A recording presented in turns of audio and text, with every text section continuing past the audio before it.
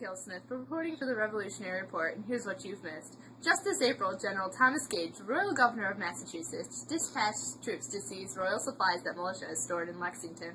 Upon meeting the Minutemen in Lexington, shots were exchanged between the two forces, killing 8 of the Patriot militia. The British continued to Concord in search of gunpowder and lead. When they returned from Concord, their troops were ambushed at Boston, and 300 British casualties occurred. Colonists began organizing and arming themselves for the war that was about to occur. Now to John Smith here from Lexington.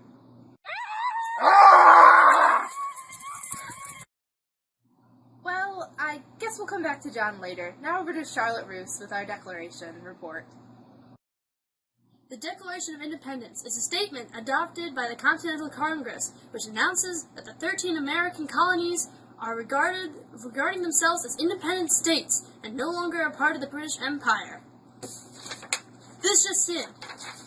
While the Second Continental Congress was meeting, Ethan Allen and his Green Mountain Boys had already seized Fort Ticonderoga in New York.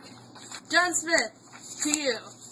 Do you feel cramped in Great Britain? Do you wish you had prosperous land in the New World to grow crops and expand your family? Then you should come to America and buy land in our western frontier, only 10 shillings per acre. Look at this gorgeous land. Who wouldn't want to live here? So come on over and talk to our representative in Boston. With every 10-acre purchase of land, you get a pistol, absolutely free, a 40-shilling value, yours to keep, absolutely free. Hope to see you soon. Well, how you doing, John? Had finer moments, Abigail, had finer moments. Well, what do you have to report for us today? Today at Lexington and Concord, I single-handedly overthrew the British. Sounds like a big plan you got there. It was. It was a fine moment. How successful was that? Not very. Okay. To force the British from Boston on the night of the 16th of June, the American militia besieging the town sent 1,200 men to seize Bunker Hill on the peninsula of Charlestown. The detachment instead decided to build a small stronghold on Breed's Hill, which was closer to Boston. Colonel William Prescott, commanding in the stronghold, built a rail fence stuffed with hay and manned the line with 2,000 men. General Howe led a simultaneous attack on the stronghold and rail fence. On the third attempt, Howe's troops began attacking the stronghold with bayonets. Prescott's troops, out of ammunition, were forced to retreat. The British, able to replace troops faster, then drove the Americans from their positions and forced them to retreat. The British lost 1,054 men, while the Americans only lost 441. Although the engagement took place on Breed's Hill, it has come to be known as the Battle of Bunker Hill. At first, it was regarded by the Americans as a defeat. In the end, it was known as a victory. The British are rampaging through the colonies, demanding tax money and quartering soldiers in our home. Your home could be next. Take a stand against the king. Stand up for our right to be an independent nation. I'd rather die a patriot standing up for what I believe in than to be a Tory hiding behind the crown. So stand up for what you believe in and join the Continental Army. We're not going down without a fight. Now, Abigail, what do you have on the Olive Branch petition? 1 month after Bunker Hill, Congress sent the Olive Branch petition to King George III, reaffirming their loyalty to him. They urged him to intervene on their behalf. The king would not respond, for he could not argue with the members of Parliament, who in August issued the Prohibitory Act, declaring all the colonies in open rebellion and suspending all trade between Britain and the colonies. John Dickinson, the primary author, meant the petition, even if it failed with its primary purpose to appease the king and his ministers, to fire the colonists' morale with proof that they were truly fighting an unjust system. Now over to Charlotte with the Battle of Saratoga. The Battle of Saratoga has become known as the turning point in the war for the Americans. General Horatio Gates has been more than just successful. He caused the tide of the war to turn.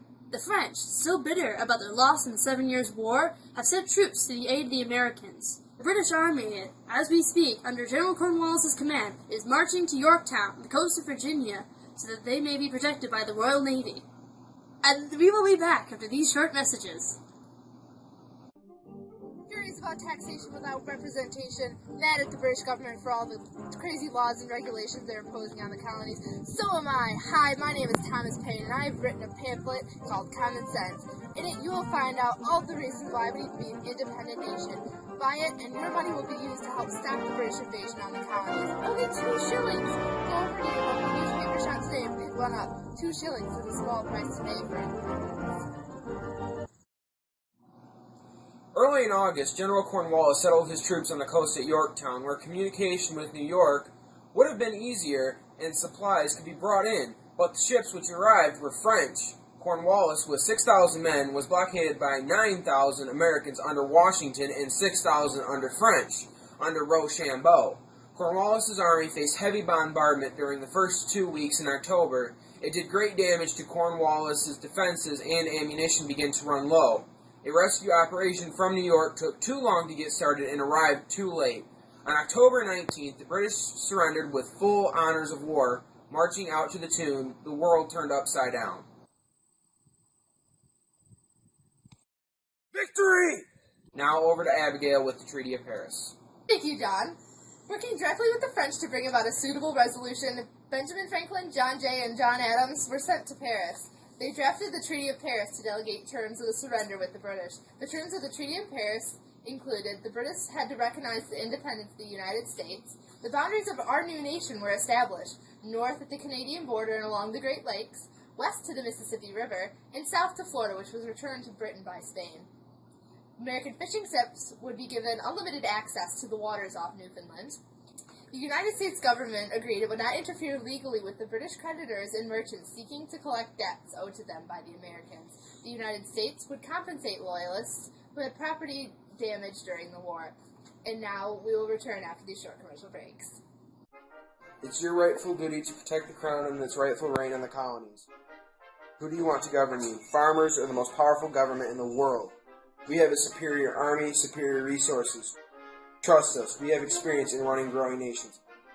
Help stop the rebellion. Don't be a traitor. Welcome back. The Articles of Confederation are the laws of the new country. A committee led by John Dickinson wrote the articles and submitted them to the states for ratification. Ratification was delayed by disputes between the states with the extensive western lands and the landless states such as Maryland. After the states agreed to cede their lands to Congress, our new government came into existence. Each state has one vote in Congress, with that vote to be determined by a delegation of 2 to 7 representatives. Though the Congress has the authority to regulate foreign affairs, wage war, and maintain the postal system, it has no power to levy and collect taxes or regulate interstate commerce. Thank you for watching the Revolutionary Report. I am John Smith. And I'm Charlotte Roos. And I'm Abigail Smith. Have a good evening.